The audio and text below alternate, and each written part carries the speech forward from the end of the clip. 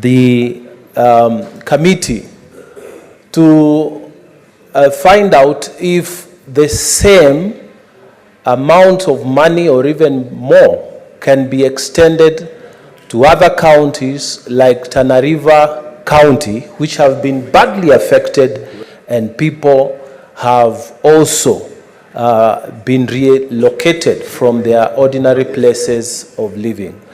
I thank you, Mr. Speaker. Senator Sifuna.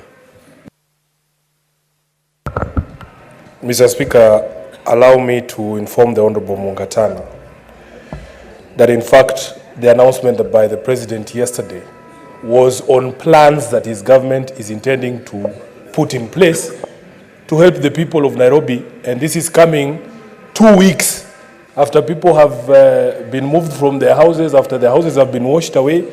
I was extremely disappointed, Honorable Speaker, that instead of coming and addressing the people of Mathare about what the government has already done, the head of state was talking about things that he's going to do.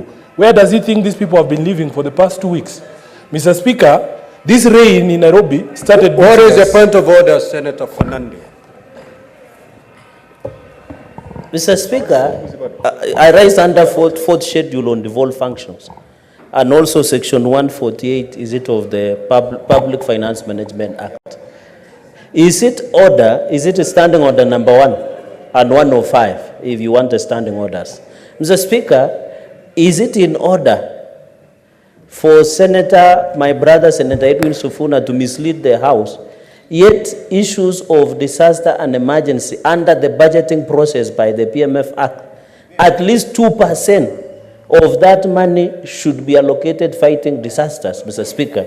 The point I'm trying to make is that the issue of handling disaster preparedness is not an exclusive function of national government. What Senator Sifuna should be telling the nation is what is the Nairobi City County government has done in Mathare before Senator Gloria, we do not allow understanding orders for choruses in this House. Conclude. Mr. Speaker, in fact, the national government only come to supplement, Mr. Speaker. So is it in order what Senator Sifuna should be telling the nation, what have they done as a county government to address the challenges while we sympathize and empathize with the people who have been affected in this city?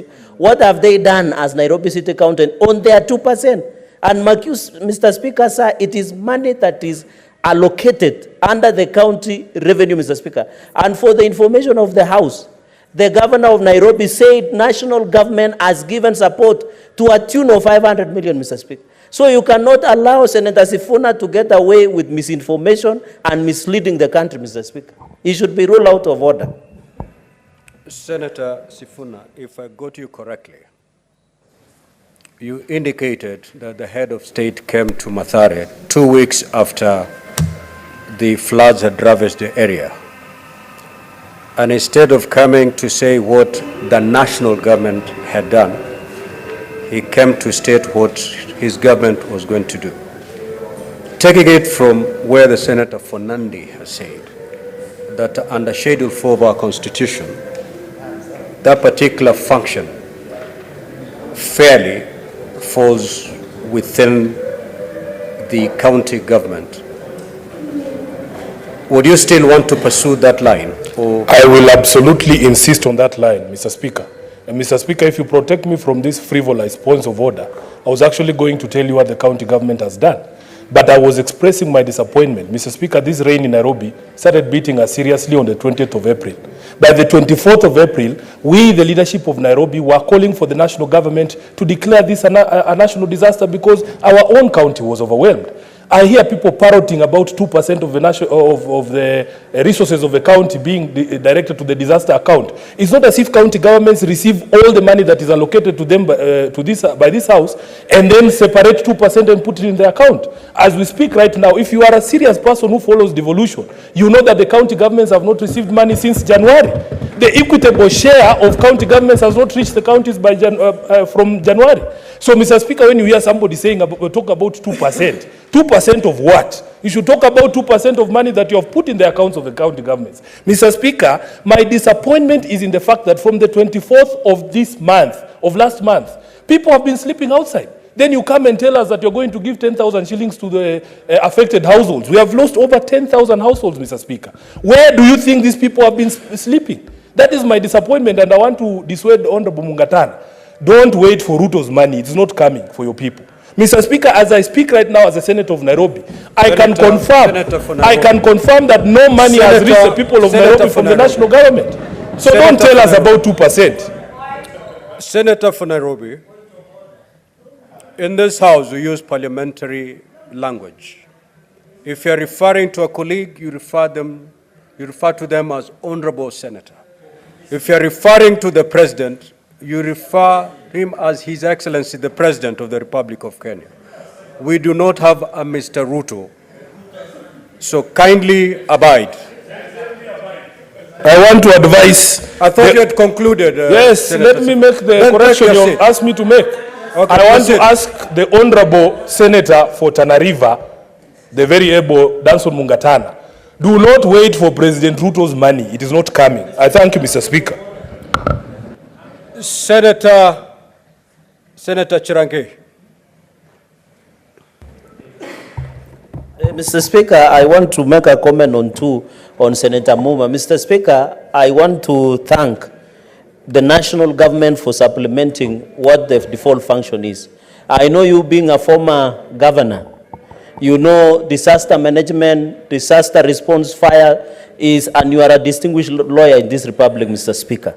Mr. Speaker, I want to call upon county governments. I have seen even your county, some floods have started happening.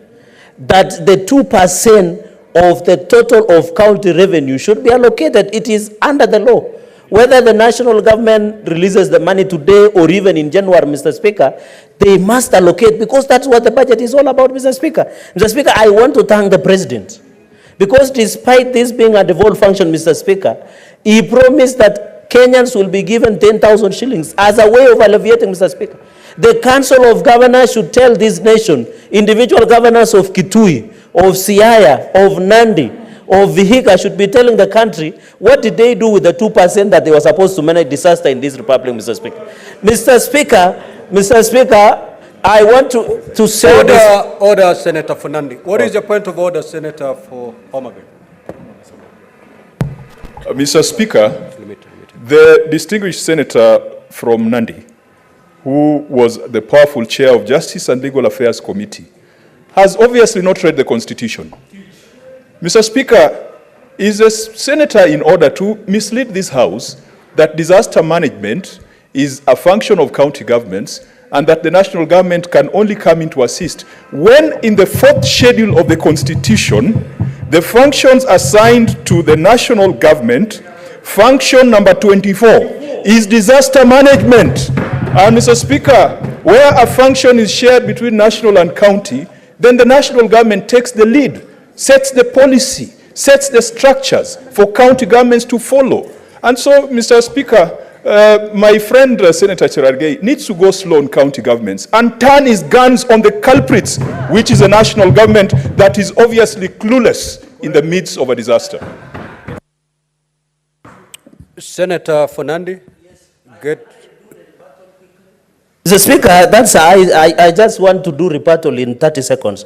When you read under 4th schedule, part 2 on county governments, and I invite function number 12, firefighting services and disaster management.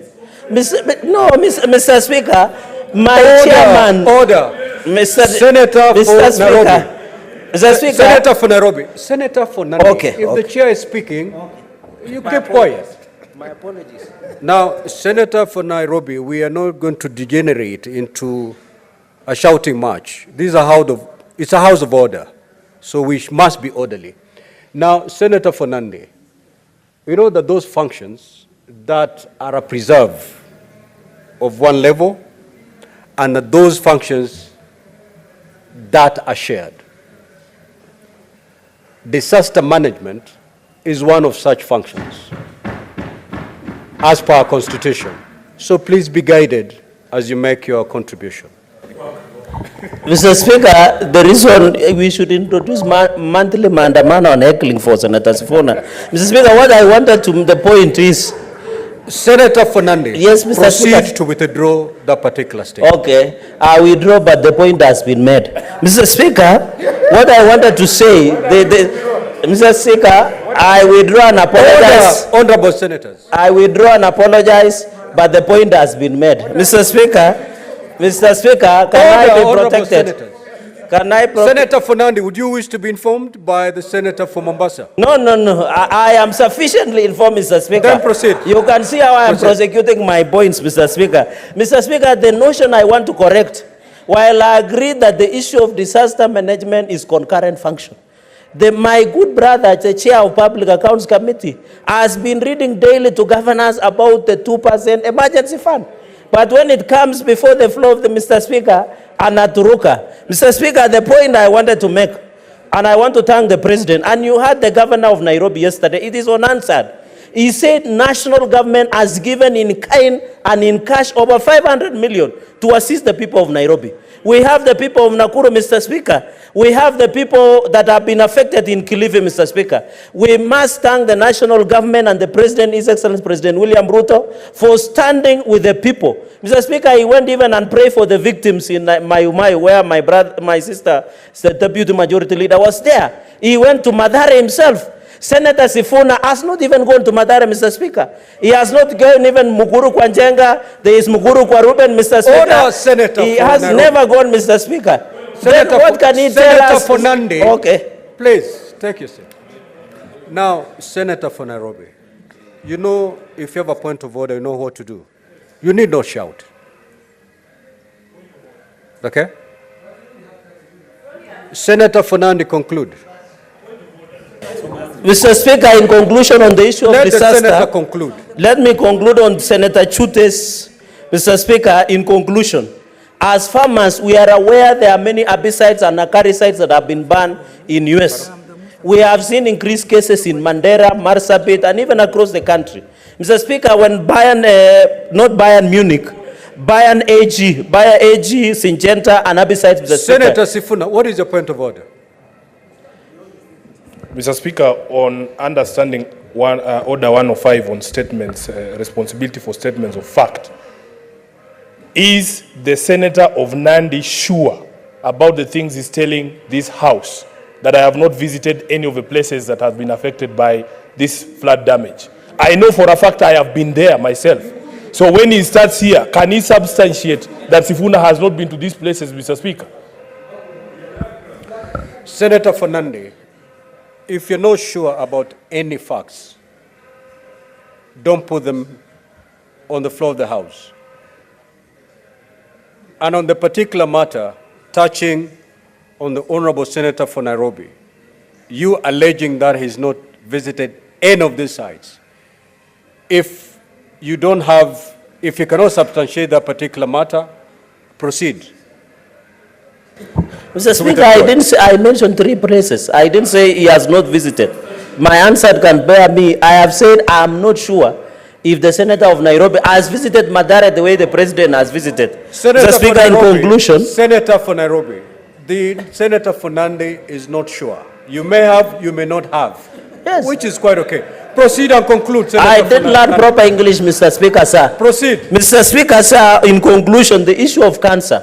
I am co-sponsoring a bill with Mheshimiwa Rahim Daud on Cancer Prevention Amendment Act, and I'm happy you have approved, Mr. Speaker.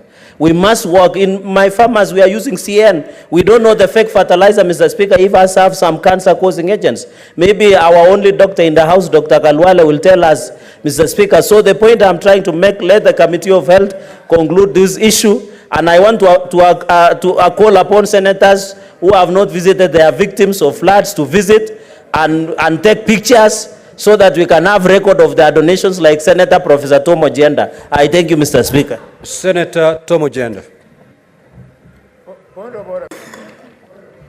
Thank you.